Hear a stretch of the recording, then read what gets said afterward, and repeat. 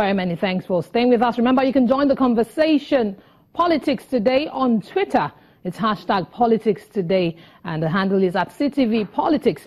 Well, now straight to the major story of the day. As Mr. Adams Oshiomhole wraps up his tenure as governor of Edo State, residents trooped out in their numbers today, September the 28th, to decide who takes over the baton of leadership in the state for another 4 years. A much anticipated day, as the electoral umpire, INEC, had shifted the election earlier slated for September the 10th, citing security breaches in key areas as the reason for the change in date. Now, claims and counterclaims flew left, right and center from all the political players involved. But finally, it's all done and dusted. Though reported to be largely peaceful, there were, however, cases of ballot box snatching reported at some polling stations. Voting has since ended and the ballots have been counted, but collation of results is ongoing at the INEC office in Benin City. Over 1.9 million people registered to vote in the poll, with over 18,000 officials of the Independent National Electoral Commission on ground to supervise the election. And there are 19 candidates vying for the governorship position. Edo State has 192 registration areas, 2,627 polling units, 4,011 voting points. And earlier today, before the election kicked off, the Independent National Electoral Commission said the electoral process while the election was ongoing, has been free and fair. INEC's National Commissioner Amina Zakari told Channels Television that the decision to allow voters cast their ballots immediately after accreditation made the entire process more credible. Let's hear what she had to say about the elections and how the process went. Working professionally, the security agencies are doing their work, and the people, especially the people of Edo State, are actually doing what we expect of them. They are behaving adequately, they are lined up neatly, and everything is going smoothly. All right, because this is a major time for us to experiment the simultaneous voting, the accreditation and voting matched into one. How has this gone? Do you think it's something that you want to go ahead with, looking at what has happened today?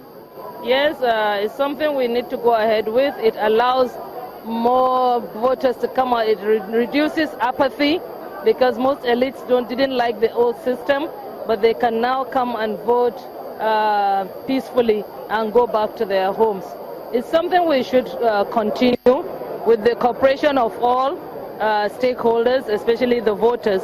We should be able to continue this, and the card reader has actually shortened the period of elections. You said the card readers have worked perfectly this time around? Yes, they are working, but we know, you must always expect hitches here and there. But we have deployed over about 200 technical support.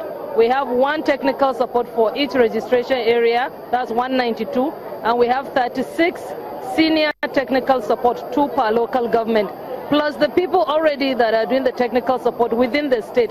These are people we brought from the outside, and we are sure as we go on, things are picking up and the card readers are being maintained. We've had hitches here and there, and they are being replaced or repaired, and we have continued voting.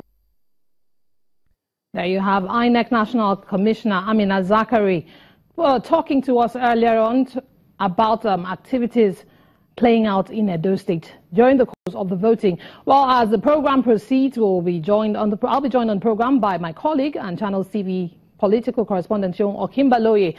He'll be joining us to talk us through on events unfolding right now in the Situation Room.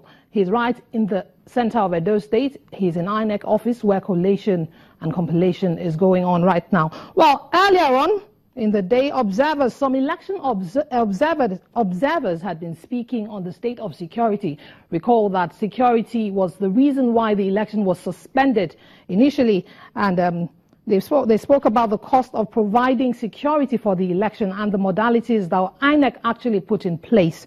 A member of the Situation Room, Mr. Ezenwanwangu, says the huge resources deployed for the election should have been put to better use.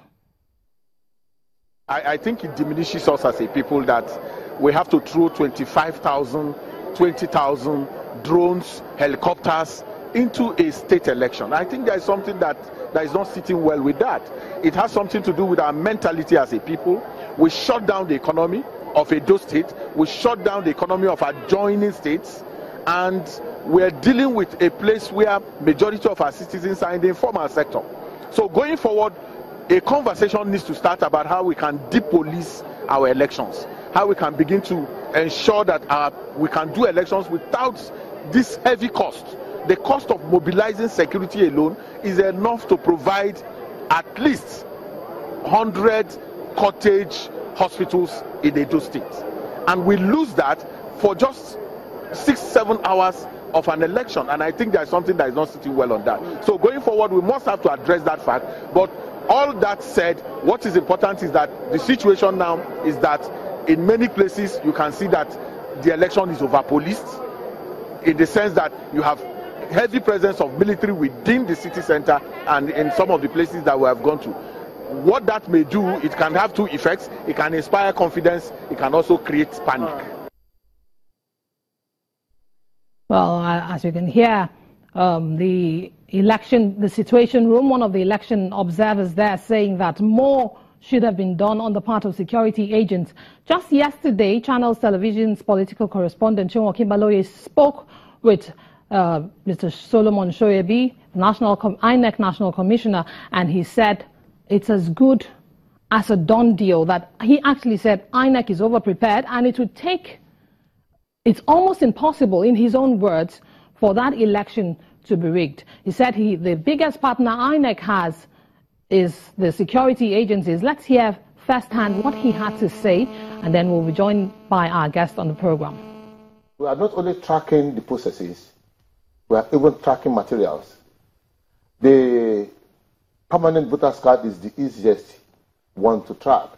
By the time it goes on the smart card reader, it's on a sort of radar, and we know what happens to that card at least until 2 o'clock. So it's not possible for anybody to bring in the string card in there.